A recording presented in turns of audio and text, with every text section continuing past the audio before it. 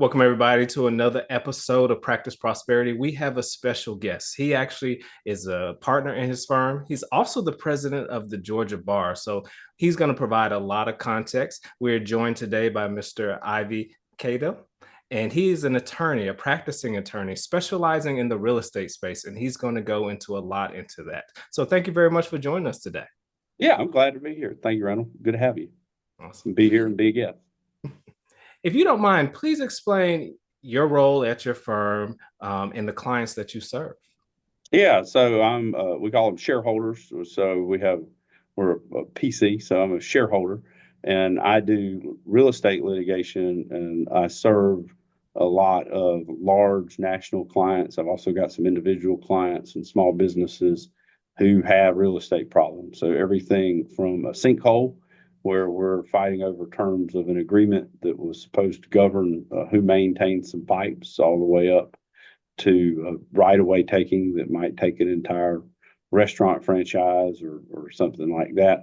My firm is from Texas to Baltimore, so we've got all the Carolinas and Florida, and we can really service anybody you need to. And I focus on providing my clients kind of a consistent point of contact so that we can really streamline the business side of the practice of law, and get good results, obviously. But, that way, if you've got a case in Georgia, we can help you. If you got a case in North Carolina, we can help you. I recently helped a client make sure that, they move some folks off of their property who had set up camp behind it. So, and it was up in like the Midwest. So just some, interesting issues to help people protect their private property rights and to find certainty when they're forced to face scenarios that, maybe they knew could happen, but they were kind of hoping they didn't in the area right-of-way taking. Very good. I've done a lot of reading on practices, and one special area is having multiple office locations. Yep. Kind of explain what is the pros and cons of having a firm that has multiple offices spread out around the country, and how you service your clients, but also maybe some of the challenges of managing that. One of the things I really like is the opportunity that it brings. I've done a lot of zoning work, and I've done that because one of our partners in our Birmingham office does a lot of zoning, and so he has entities who have a national presence and they need help with zoning. And so that's fun because you get to work with somebody, you get to partner with somebody. And in today's remote environment, especially post 2020 pandemic, like you and I have never met. Here we are today. And so I think that's fun because it provides opportunity. If you contrast that with my father's law practice, he's been a small firm to sole practitioner for nearly 50 years. And it's interesting for him because while he does real estate closings and stuff where I do litigation, he is, if you want a title record for Emmanuel County, which is where I grew up and where he's practiced law, he probably has it in his files. And so he can literally go lay his hands on it, and he's probably closing it for the third time now. And so he has an immediate comfort with, the subject matter that he's dealing with, where I'm having to go to a new county that I probably may not have appeared in front of and deal with new personalities and whatnot. So, there's advantages in both scenarios, and the practice of law is ever evolving and changing. So it helps us to have multiple locations, because if you have bigger clients who have needs across multiple states, you can help them with their business process and make sure that your efficiencies are kind of achieved across multiple jurisdictions. Like that. And I think that's a great segue. And we want to talk a little bit about how you became a lawyer. So what is kind of your upbringing? You mentioned that your dad was an attorney. Did that influence you at all? Sometimes that scares some kids away. Like, I don't want to touch that with a 10-foot pole. So what was your journey to becoming an attorney?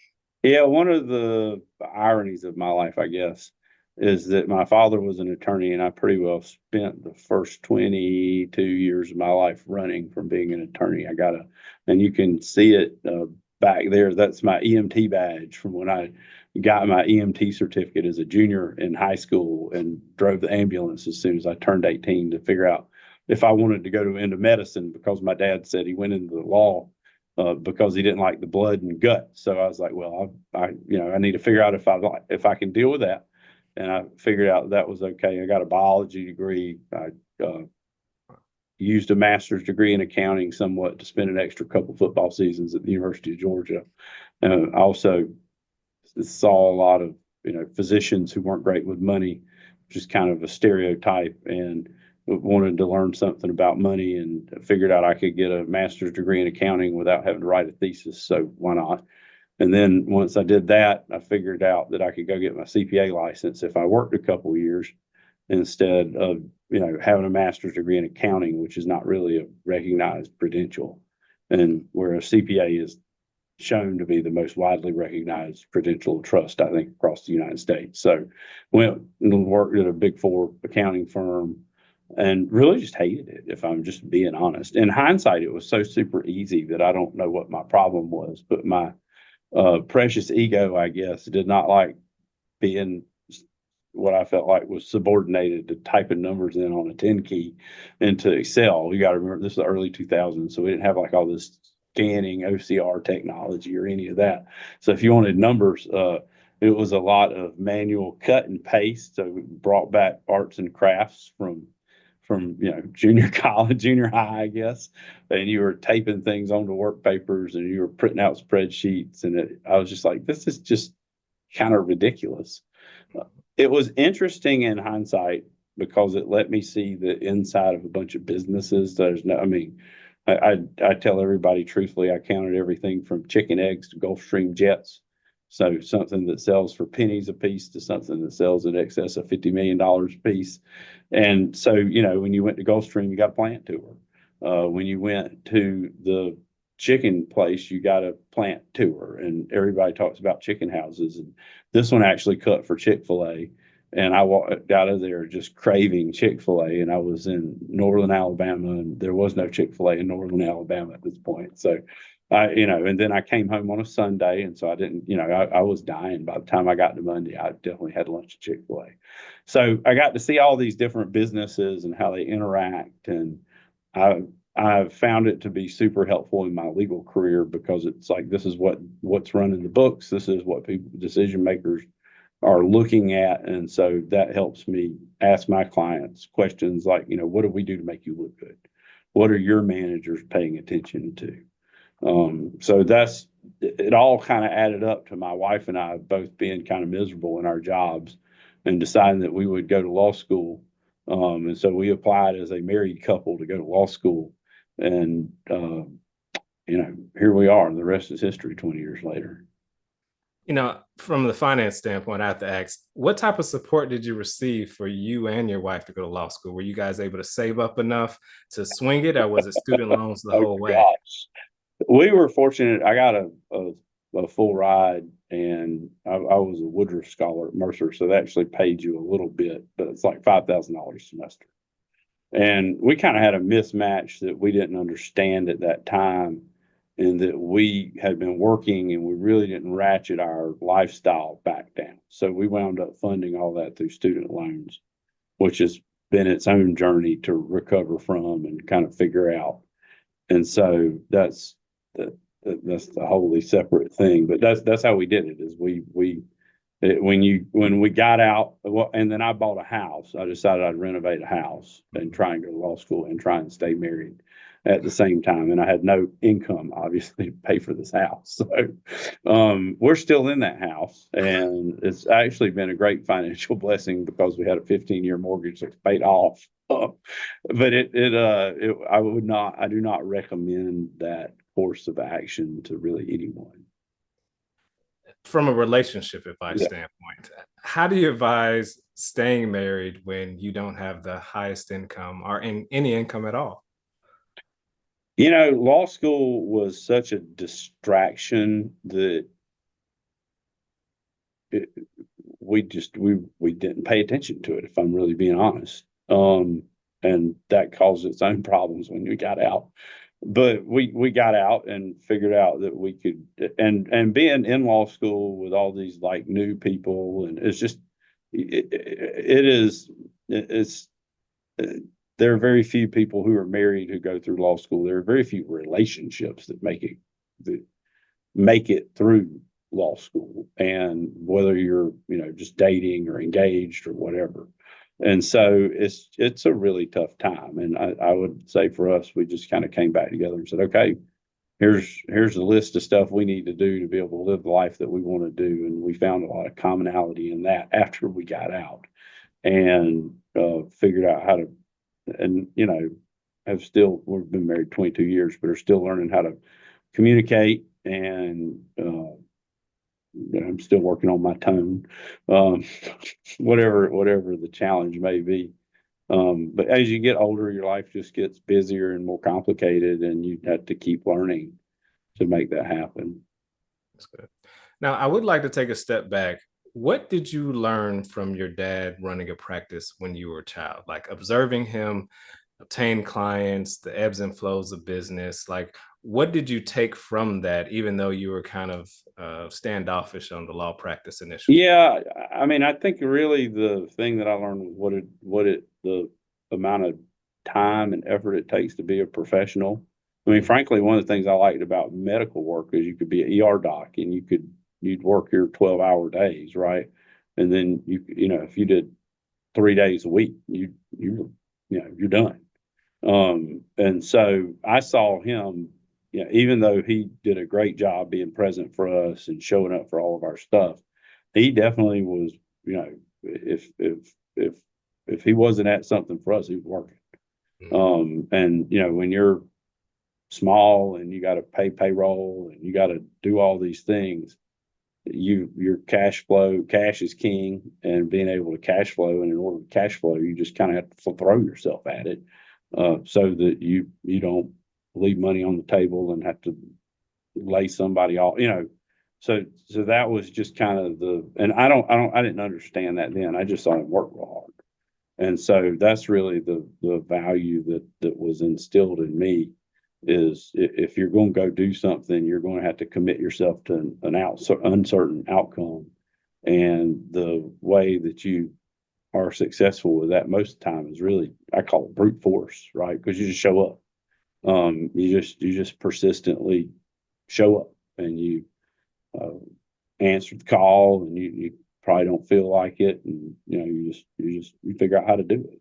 So that, I think that's what I want, is how you kind of sacrifice self for your long term reward. Yeah. So you had the experience observing your dad. You experienced public accounting, which requires a lot of hours. So you Yeah, have a work ethic. You went through yeah. law school, requires a lot of time. What was your mentality going into your first professional law job after you've passed the bar? Like, what was your mindset at that time approaching your first job? Just how do we figure this out? Like, I'd already done one professional thing and was miserable, and so and was at that point, after getting a profession, my second professional degree, and having three, law degree, a biology degree, and accounting degree. It was like, okay, it's time. My father once told me, son, they don't call it going to play, they call it going to work. So you just pick a job and go.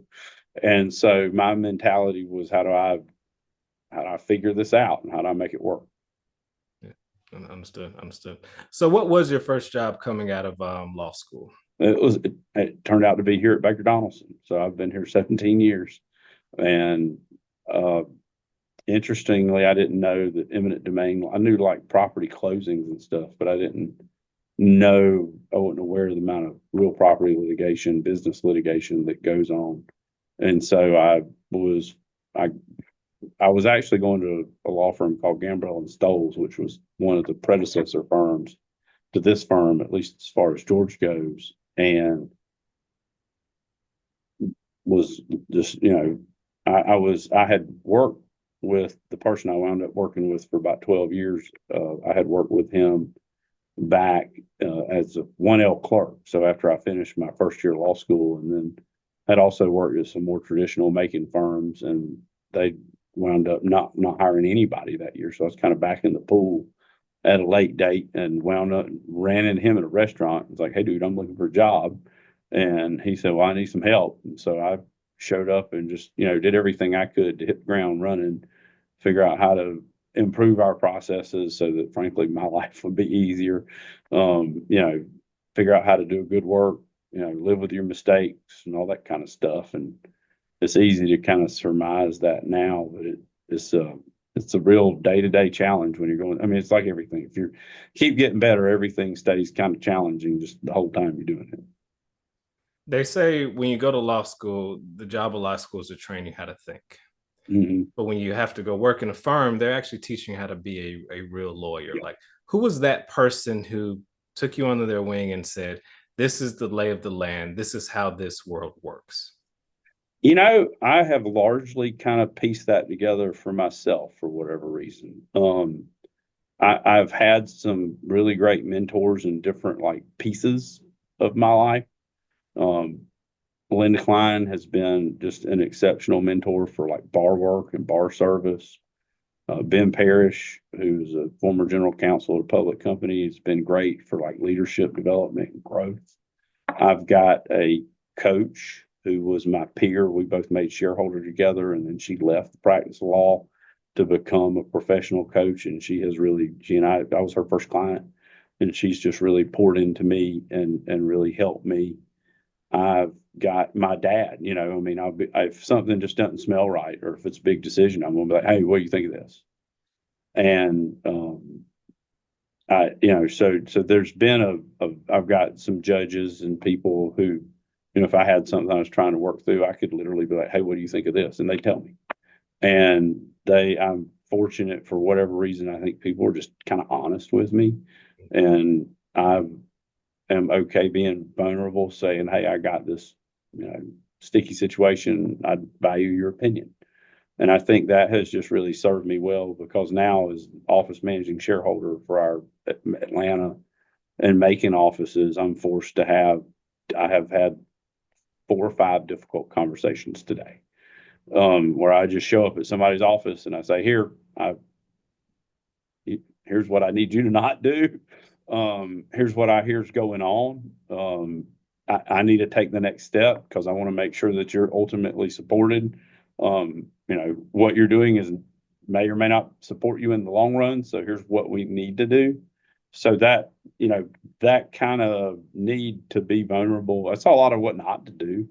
That's always helped. It's interesting. That's almost as good a teacher. You're like, all right, I can put my stake in the ground there. On all sides of the ball. So it's been an interesting journey. And I'm really grateful for a lot of the folks I have worked with and who taught me. I'm fortunate that I came up with somebody who liked to try cases. And so I know, like, you want to go try a case, all right, cool, bet. I understand how to get my evidence in. I understand how to deal with exhibits. I've, been in well over 30 jury trials that were all complicated with a cart of documents and, phone board exhibits, and how do you stay organized so that as you go through all that material, somebody's like, I need to see the deposition of page 45 for Tom Brown. You're like, here you go. So that was really, a great teacher for me. Is really just the experience of going through it. Any advice to anybody young in the law field on how you nurture those relationships? Like you said, they were open to you, they communicated with you. Yeah. Like, how do you massage that relationship so that they pay off later on down the line? You be curious about what's going on in the other person's life. And you really got to find somebody where there's some sort of reason to connect. So your success rate with somebody that you just call because they look like they'd be cool or whatever, you find them attractive for some reason, is not great because you don't have, maybe happen there. I mean, there's some great stories out there, right? But it's the percentage of shots that work out is low. So the advice I give people is find somebody, like one of my mentors. We got involved because my wife was doing a lot of work with Mercer alumni where she worked at the time, and he was a Mercer alumni. And so, we were always catching up on what's going on with you, but what's going on at the school. He's now an adjunct professor teaching a corporate counsel program. So there's just, and I've got one friend who's really great at curating the people around her. Katie's her name, and Katie will just decide you're going to be her friend, and she won't let it go. And she's been, like she's been great. Like I'm thankful that she picked me, and my wife. And so it's interesting. You got to find. So if you run into a Katie, right, and Katie finds you attractive for whatever, it's going to be easy. She's just going to pester the heck out of you. Where on the other hand, you're going to have other relationships that is just going to take more. Um, it's just going to take more to be intentional about that relationship. And I think figuring out where your emotional IQ as a young lawyer fits that, and also just some odd combination of being comfortable, like I can do this, I'm confident in it, but also getting out of your comfort zone, which is total contradiction. To make some asks where people may say no, and when they do, you just, all right, cool, I'll go to the next. Before you became a shareholder in your firm, what did you observe was causing your firm to grow? Like, what were the activities? What were the behaviors? What was the wins that caused your firm to reach the scale before you became a shareholder? Yeah, I mean, so our firm was big when I joined, Mhm. and we've always been focused on doing excellent work for clients. Our biggest kind of outreach is to go see clients, like client visits are huge for us. I think we do a really good job of serving our clients. I mean, and I hate it. It sounds stereotypical, but it's like life. The small things add up. But listening to clients, listening to what's really driving, the decision. How is a lawyer a tool? Ultimately, a lawyer brings a certain array of options to bear, and uh, being intentional. What does a successful outcome in this case look like for you? It gets back to what I said earlier. How do I make you look good?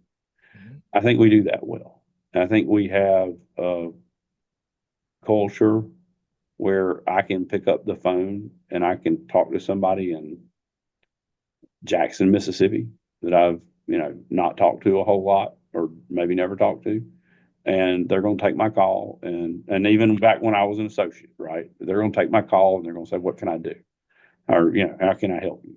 And that kind of thing, I think is what makes us important. We also invest in our talent, and we're constantly trying to figure out how do we retain our young lawyers and how do we make what makes them a success. And as I just started the office managing shareholder position in February, but I genuinely think one of the keys to retention is how do I provide you something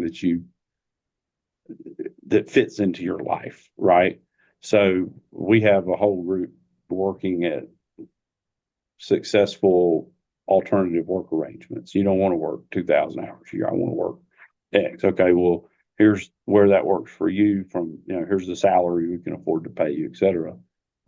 We had one of our first associates make shareholder off of an alternative work arrangement this year. So what does that look like? And I just think we're big in the alternative fee arrangement space. We've got a whole group, the director of that group, who's looking at how do we set up fee structures for clients that are outside of the box and they're not just billable hours. He sits on our board. That area is that important to us. So, or is it the C-suite level? So that kind of stuff, trying to innovate. I think we've got a great CEO, Tim Lupinacci's really come in and driven share growth. I think we've got great group of practice group leaders. We've got a great group of office managing shareholders. The office managing shareholders have a call once a month where we talk about what's going on and how best practices and share. So I think that collaborative culture carries over into client service and has really driven growth. You touched on this, but I want to speak on a little bit more. As a professional service firm, you definitely want to super serve your clients. But Hmm. in a way, when you work in a high knowledge field, you have to serve the employees because you have to Hmm. retain them, you have to nurture, you have to grow them, you have to inspire them. Speak on the challenges of serving your employees, because a lot of people don't think about that when they think about growing a professional services firm. I was led a shareholder meeting today, and we're talking about generational differences. And we've been talking about associate engagement a lot, and how do we better engage people. And one of the things that we've come up with is a to do some training on how the different generations think about things. And everybody's kind of laughing. And to kind of prove the point, we were talking about our collection season that's coming up. And I referenced the song, Money. And one of the younger shareholders looks at me and says, I don't even know what you're talking about. And then we're talking about our superhero theme, and she brings up some, and people, and then a shareholder who's older than I am brings up some superhero that he watches. I'm like, Kevin, I don't even know what you're talking like. So we went from kind of talking about this training, and then we immediately rolled into trying to be collaborative, which we were. But we just illustrated exactly the challenges that you face. And at our firm right now, I think we got 4 different generations. Some places you can have 5, maybe 6. And so you've got people who grew up in just totally different circumstances, and those circumstances, they both feed how you work, right? And they feed why you work. And I think, and it's really hard to get people on the same page for that. But I think you've got to. I don't. I don't know that you've necessarily got to be 100% successful, but I think you can differentiate yourself by talking about it, using those discussions to build relationships, and to then talk about, how do we work differently, and then find our commonalities, and then find ways that, maybe we'll just not do that. I enjoy working with young people because they're constantly teaching me better ways to use technology. And so I'll be struggling with something, and they'll look at me like, dude, what? Like, you are old, man. Like, what are you doing, dog? And I'm like, oh, well, cool. All right, now I know a new trick, right? And now I got more efficient, so that's good for me. And hopefully they feel good because they're like, hey, I taught that old guy something. So that's the magic that you're trying to find. I don't know that you'll ever be 100% successful, because after all, people are people, and we all want different things. Even somebody who, yeah, if you took twins, they may want different things on the day. So that's the challenge, and I think if you embrace it and you just get better, then you outrun your competition, right? It's like outrunning a bear. I don't need to outrun the bear. I just need to outrun you. Like that. Yeah. You mentioned in our pre-call, become a shareholder. You have to be able to bring in clients. Mhm. Talk about your journey of developing the skills of bringing in clients, letting that client know that I have your best interest and that I can provide a service that you need. That would really it really revolves around listening, Mm. and knowing that your job is to respond and to help your client anticipate what's next in a way that's meaningful to them. Mhm. And law school, I think you come out with a lot of law school teaches you to have a right answer. School. It's not just law school. We all spent from the time we were 6 years old in first grade until whatever we quit doing, right? Until you took the whatever last professional accreditation that you got, your CFP, your CFA, whatever it is. You literally went and took a test. And in order to achieve and pass, you had to give the right answer. Mhm. The practice of law, and I mean, much like financial planning, right? It's like, what matters to you?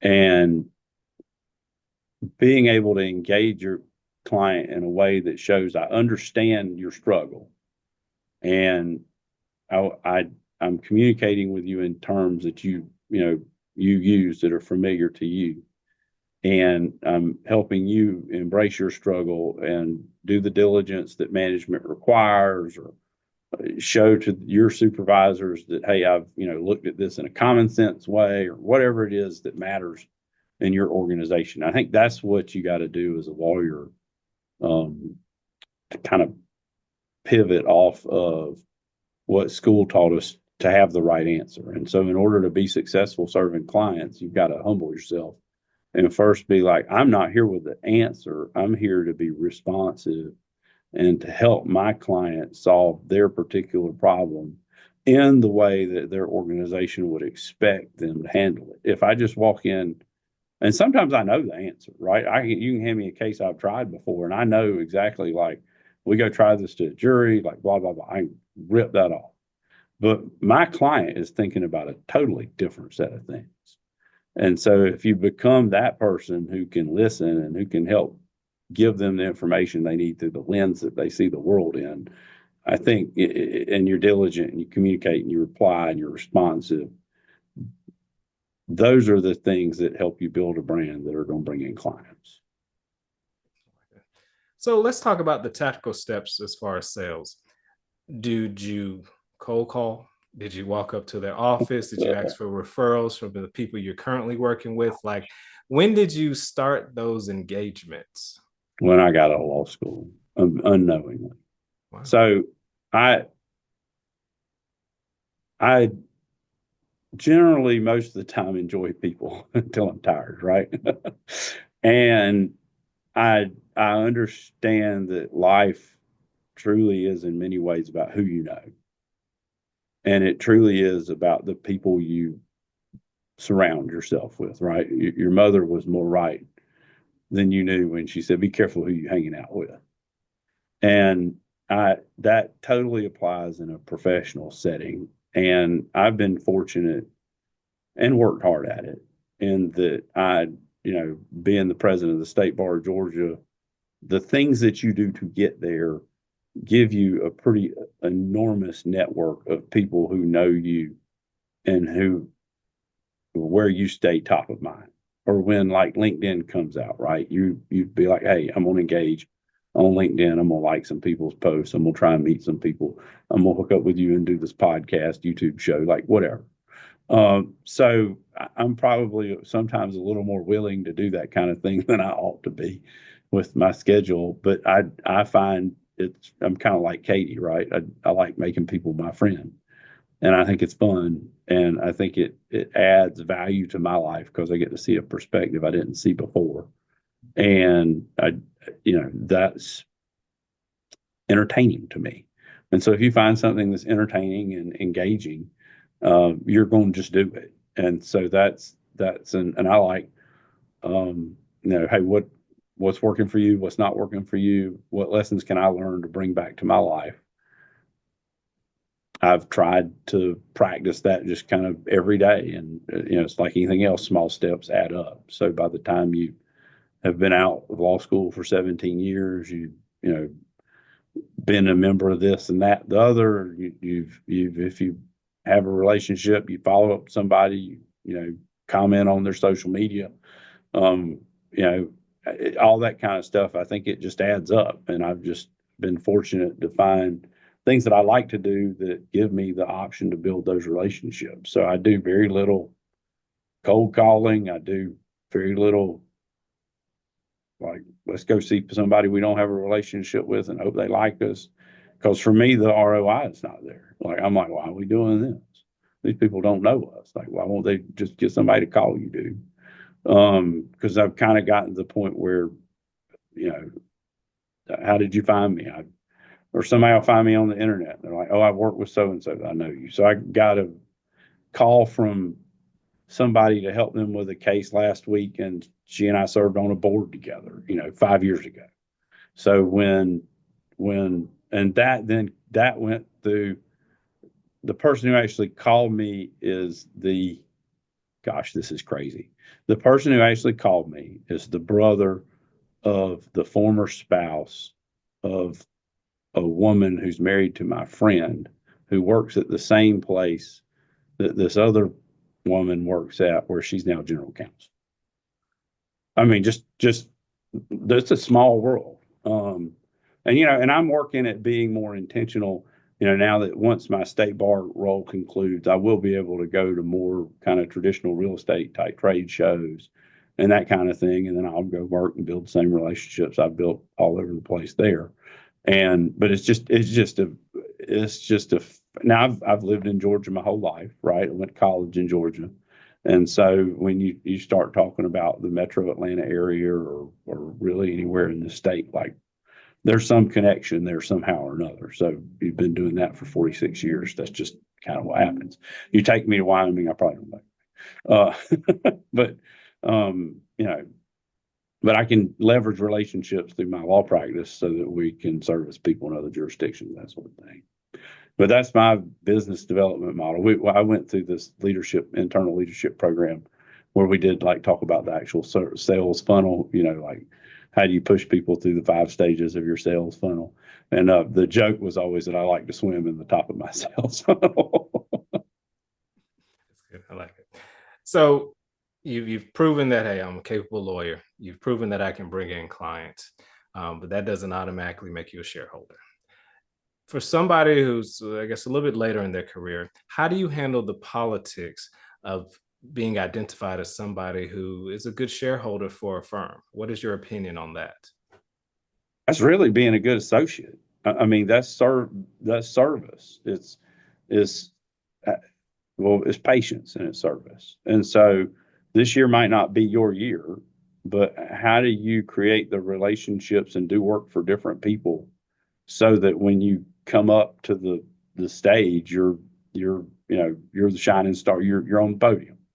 I was actually the lowest cost by billable hours associate for a period. And so I got asked to do some sort of case for somebody, and I did a good job on it. And then she landed this big mortgage servicing client. And then they had condemnations all over the place. And I was doing pretty much strictly condemnation then. And so she and I had a relationship because I had done good work for her. And she's like, hey, I got all these condemnation cases. You know how to deal with a condemnation case. Will you help run these condemnation cases all over our front? I was like, sure. So I started getting shareholder credit. And then, by the time she is in a, by the time I'm up for shareholder, she's on the board and she got this massive client. And so, I had an ally on the board. And then I had Linda Klein had some estate case down in South Georgia for somebody she knew. And so I worked on that and just did a good job on that. And Linda, then through my bar service, grew a stronger relationship with her. So then when I was up, then she was like, yeah, I know him. He's good, blah, blah, blah. And so that's really, but it's patience too, right? Because while I'm doing this will dispute that was over some cash in a PT Cruiser in Valdosta, I mean, I'm just like, this is not wise, right? I don't understand why I'm here. And the real reason I was in that case was to do good work for Linda. It had nothing to do with the case. Mm-hmm.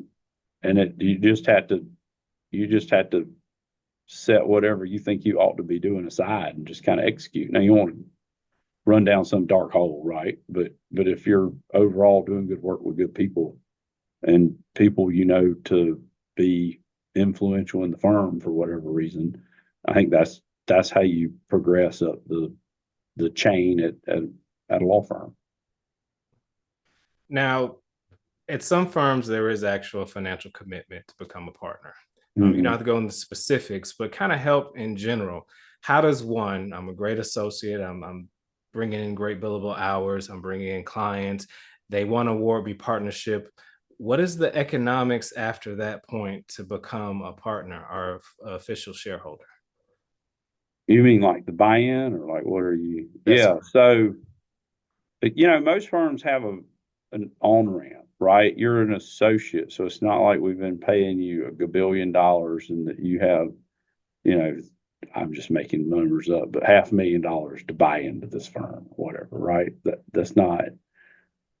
is not reasonable. So it's in the firm's best interest, just like it is to figure out how for all of us to work together, to have an on ramp that makes sense. And really the good news for most law firms is that our capital profile is really pretty low, right? We don't run a factory and we're not building heavy industrial equipment. And so we don't have a whole lot of capital sitting around in those things. We have computers, our office space, and probably some of our software subscriptions, that kind of stuff is our biggest expense. Mm-hmm. So it's not like we need some war chest of money sitting there. So most firms, you're an associate, you become an income shareholder, and then you become an equity shareholder. And then America being what it is, there's some way to finance your buy-in in a way that's not,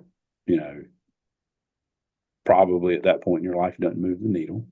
And, it's real money. It's not something you're like, you don't notice, but it's like, I mean, so like they're probably a payment plan. So you like when I got my last distribution, we just make it go.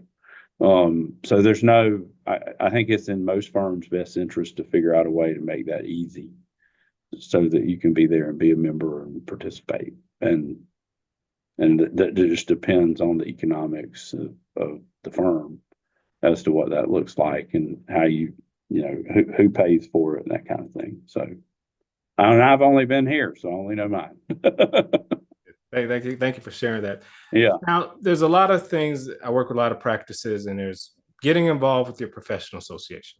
I believe you've taken it to the extreme. You become the president. Yeah. Explain that journey of being involved with your professional association and the benefits you have received along that journey. Sure. So, Randall, being a member of the state bar means that you are indeed a member. We are the state bar of Georgia. Mm-hmm. So that means we're what's called a mandatory bar. So if you would like to practice law in Georgia, you will be a member of the state bar of Georgia. So we have 55,000 members. We have inactive members. We have out-of-state members, all sorts of folks.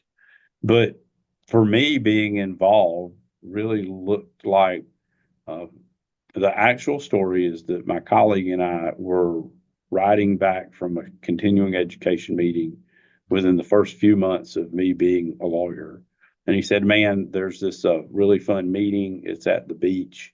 You get good foods, good drinks, good time. You get to meet a bunch of people. It's at the beach. It's a nice place. And so I'm sitting here broke as a joke, having built, with an unfinished house and a wife who's not terribly happy with me, wondering how I'm going to get to the beach ever again, maybe. And he's like, and the firm will help you if you become kind of a leader or whatever. I'm like, do this. So I became a district representative for the Young Lawyers Division, which you're also automatically a member of if you're a lawyer. And so I had the right person at the right time speak into me and say, this is something you think would be fun, and told me about something that did in fact sound fun to me. And as I've told people, I just went to meetings and haven't stopped going to meetings ever since. And what do you feel like the benefits have been to your career? The really interesting thing as I've really noticed in the past couple of years is it's really just made me, I think, a better person. Like I've made some mistakes with different events or how I've handled certain things. If somebody comes and talks to you while you've got 50 things on your mind and you're trying to get, on the bus that's about to leave, and maybe you could have handled that conversation better. Or maybe you should have just told that person, look, this is important. I can't talk about it right now, but let's make a time to talk about it. So, heck, I made that mistake as recently as last weekend. And so, I was like, I'm sorry, I was in a hurry and I could have done better. But for me, it just really has made me more accepting of my mistakes and that I'm going to make mistakes. And then when I do it, I need to just own it, man. Just own it. And it's also made me think better about who matters. And it's not that people don't matter, but like there's always somebody out there that matters that you probably didn't think of. And so if you'll slow down and you'll think, there are different constituencies who are going to react to different things in different ways. And if I want to be effective, leadership is really influence, right? So if I want to have influence and I don't think of this entire group of people and they're now mad at me because I screwed up. And then when I screwed up, I told them, man, I don't care about you. You're not going to be much of a leader. And so really thinking about, if you've got a problem, who are the stakeholders and how do I make sure nobody's surprised? Like I got one shareholder who's moved, and this isn't a bar scenario, but it's illustrative and it not hurt anybody. I've got a new lateral shareholder coming in. I've got a shareholder who's moved to a different town who still comes to work some in a real nice office. And I got somebody who else needs an office, and we want some people clustered over here. And so it's like, how do I tell everybody everything that's going on and make sure we get to a good result? And that's the same thing as a bar leader is I brought back in-person meetings, and I've got people who love me and I got people who are really aggravated at me.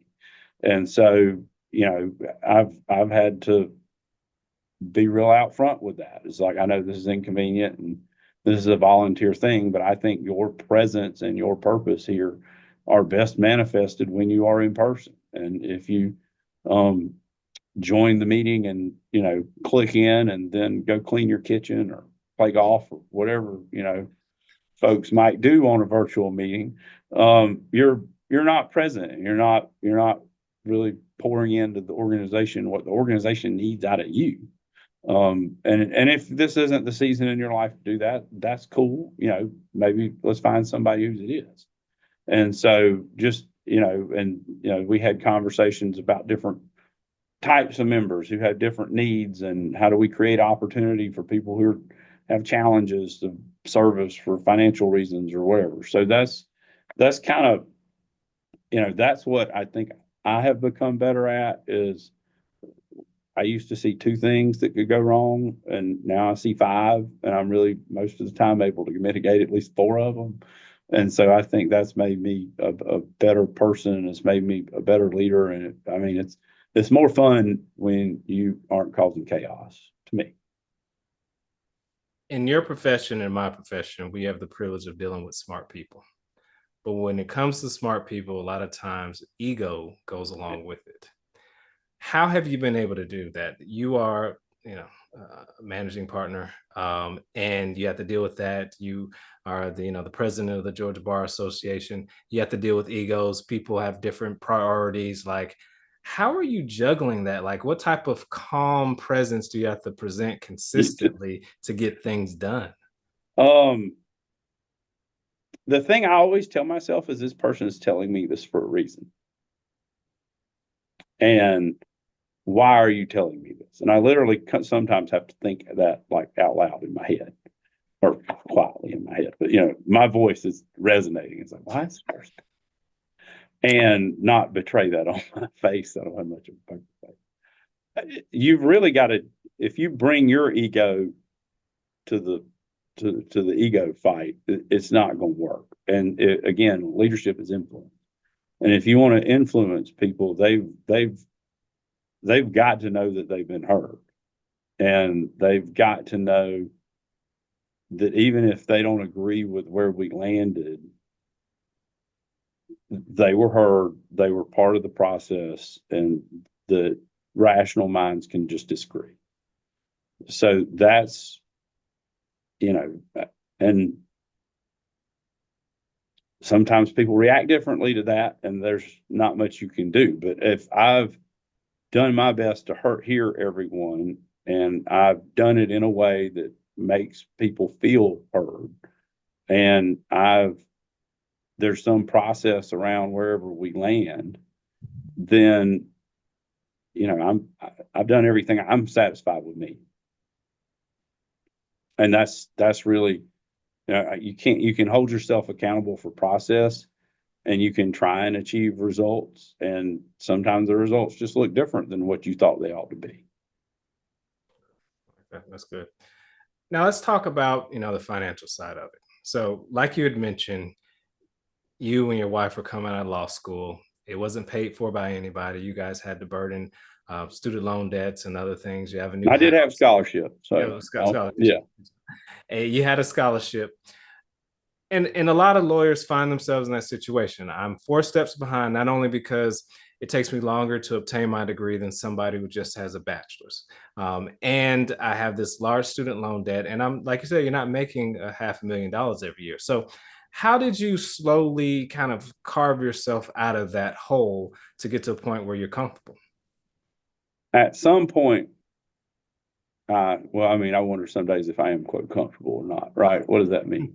And as I said recently, wherever you go, you take yourself with you. And so you're whatever you had, if you go back, I was in Athens the other day, yesterday for a hearing. And I was like, man, what's fascinating is I thought as a college student when I was there that if I came back and, I'd had a career and I was successful, like that I would feel a different way. Like, man, I feel the exact same way I felt like, my internal anxiety, whatever, chill or whatever. Like, it is literally no different than I was here when I was here. I was just like, just fascinating. So, I do think whoever you are, you take you with you. And I think you've got to get real comfortable with that is step one. I also, knowing that, looked at some point in my career, I looked at our debt payments. And at that point in my career, whatever raise I had gotten that year was some pittance if you go to after tax money, right? Versus the loan payments that we were making. I think when we got out, our loan payment was like 2.5, whatever our mortgage was, just something. Because you had two people who went to private school for law. I mean, just obscene. And so at that point, I was like, if I can get control of me and make good financial decisions, then, and I can pay this debt down, then I can give myself a bigger raise than I foresee. And in my kind of lack of abundance mindset at that time, I was like, man, I can give myself a bigger raise. I'm gonna get 10 years. And so, the world wasn't as I saw it was, thankfully, but that was one of the wake up moments. And then the other one was my wife and I just both had really good jobs, and we came out in 2007 when the world promptly kind of fell apart. And we saw people who did not have good jobs. And we graduated the first time right after 9/11. So I saw people who had accounting jobs and stuff, their offer from Arthur Anderson went away because Arthur Anderson went away. And our kind of formative economic years were at a really turbulent time. And that caused us to think if when, for me, heck, it's when, not if. When this happens again, how do I build a fortress so that I'm not the person on the news, talking about whatever unfortunate circumstance befell them. And my wife is one of the cheapest humans alive. She like, I'll spend money. Like, what are we gonna go buy? And she has been a real positive influence on me. And I forget, but at some point I was driving a lot for cases, and I just Googled, I need some financial something to listen to, like whatever I was listening to. And this was kind of pre-podcast, but not totally. And I found the Dave Ramsey app, I think, back then. And because that was when he was really making the transition from radio to what I call more digital media, this consumable on an individual time frame. And so I found him and I was like, okay, this program makes sense to me. And we didn't like, as many people do, we did Dave-ish. And because I'm an accountant, so by God, I can figure this out. But we really, really quit doing other things and really kind of figured out, all right, how much money do we pour at this small student loan? Okay. Now that we got that extra $120 a month, I think the first one we paid off was like $120, like 5,000. Because they bunched them in all these little tranches. And so, all right, we're going to pay this one off. All right, cool. And then we're going to roll that money into what we got left over, and we're going to pay this off.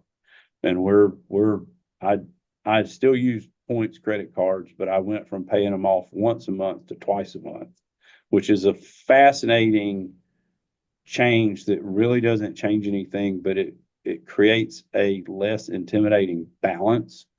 And so for whatever reason, if my credit card payment I was spending $2,000 a month, it was just easier for me to be like, all right, for these 2 weeks, I got $1,000. And then for the next 2 weeks, I got $1,000. It broke it up into bite-sized pieces for me. I would just work. I figured out, I also at some point kind of figured out that my highest and best use and the way I could make the most money was not to go get a side gig, but it was to triple down on what I was doing and to get bonuses and to get good raises that then compounded on themselves. And once we got finished with the debt, it was, all right, how do we save so that we are maxing out tax advantage accounts? And then once you figure out how to make room for that, how do you start to save in a way that'll build a bridge so that you could have money before you're 59 and a half? And so we just started working through that, and me having to, I mean, the irony of, again, I didn't know the work did more work on me than I did for it. When I was building all these spreadsheets in public accounting, I've got one spreadsheet now that is like tracks my net worth, that I've got all, and it's just easy for me because I spent 2 years being a spreadsheet job, which I hated, irony, right? But it's part of how I've now been more successful.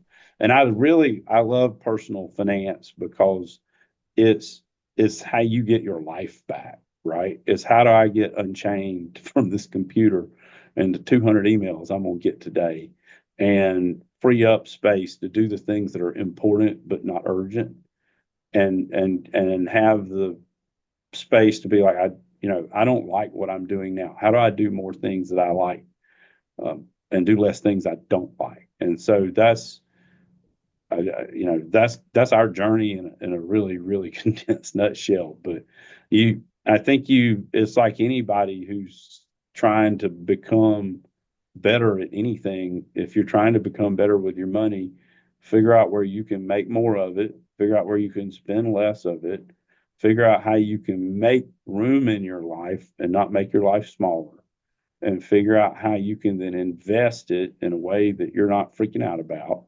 and then leave it alone and be patient. Leave it alone. That's good. Yeah. I would say Dave Earns is a controversial figure, but I have Yeah. to, I agree with him 9 out of 10 things that he been Yeah. said. And I went through the Dave Ramsey as far as paying off my debt. And during that time, I felt like I found myself a little bit, because you don't have Mhm. money to distract yourself. Mhm. So you have to find things that make you happy. Any aha moments during your debt payoff journey that was like, you know, this makes me happy, or I'm at peace more now because I went through that journey? I'm going to kind of answer your question backwards. Yeah. The fun thing about paying off debt is it is an achievable, you can slay that dragon, and you will get good at it if you try. Hmm. It's hard when you've paid it off to figure out what to do next. That's the struggle for me now.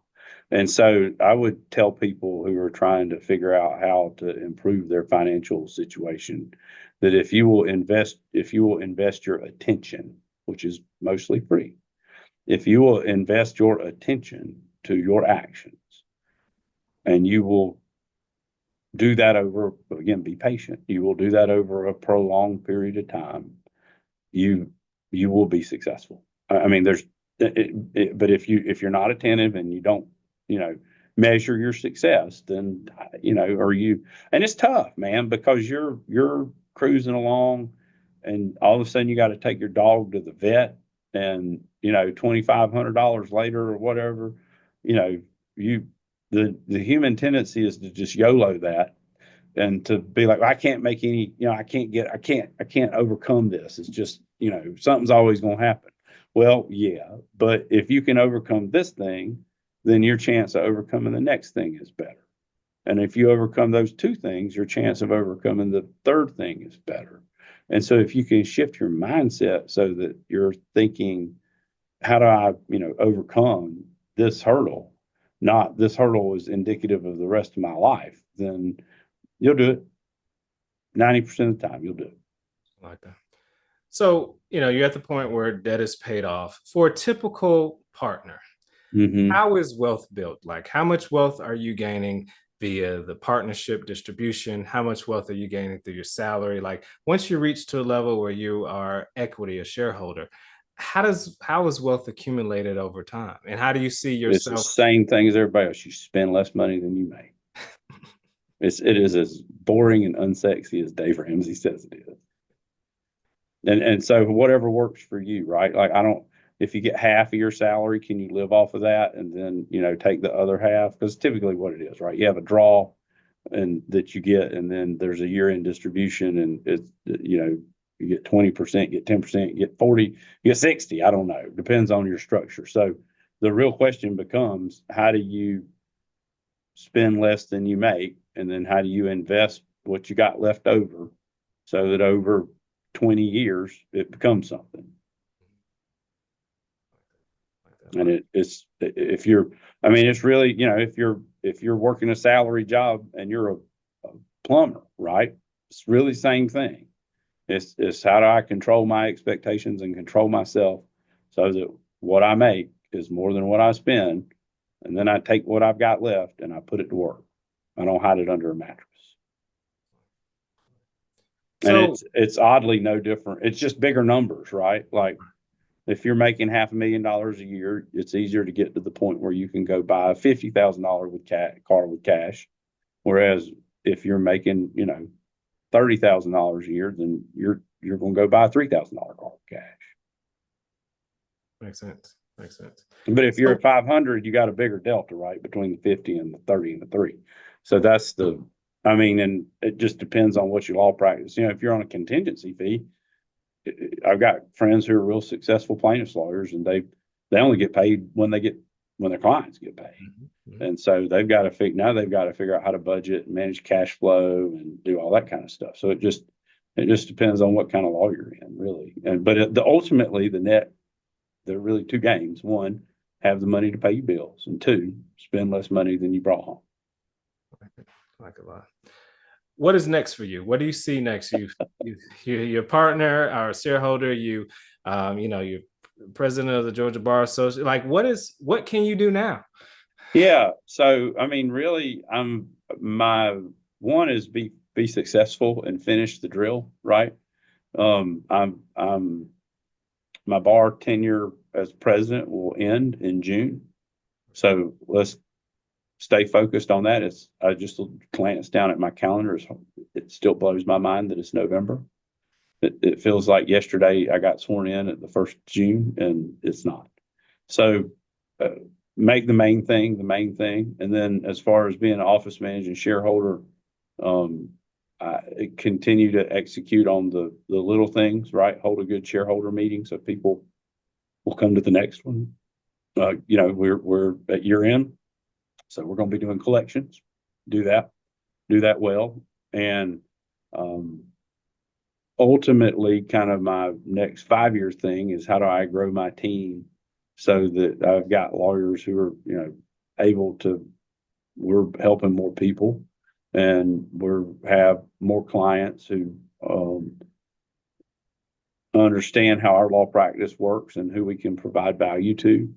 And I'll probably shift my focus more to training the people that work with me, creating bigger or better business processes that allow us to grow a bigger practice. So that, ultimately the person who just started with us, if we can keep her here and keep working together and everything works out, then, in 2030, she's going to want to be a partner.